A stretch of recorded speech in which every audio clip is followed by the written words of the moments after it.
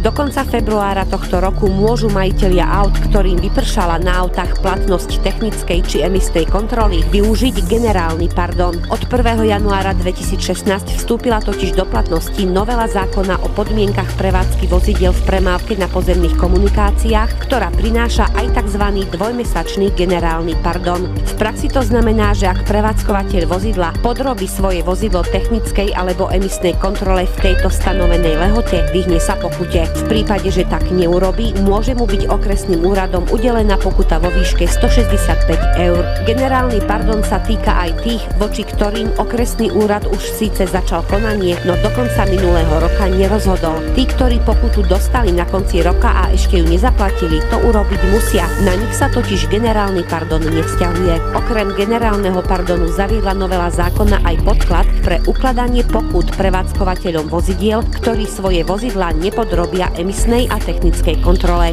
Po skončení generálneho pardonu, teda od 1. marca tohto roku, sa spustí automatické ukladanie pokút prostredníctvom jednotného informačného systému. Ten bude sám automaticky vyhľadávať evidované vozidlá, ktoré neprešli technickou a emisnou kontrolou, a vygeneruje rozkaz o uložení pokuty, ktorý sa prevádzkovateľovi zašle poštou.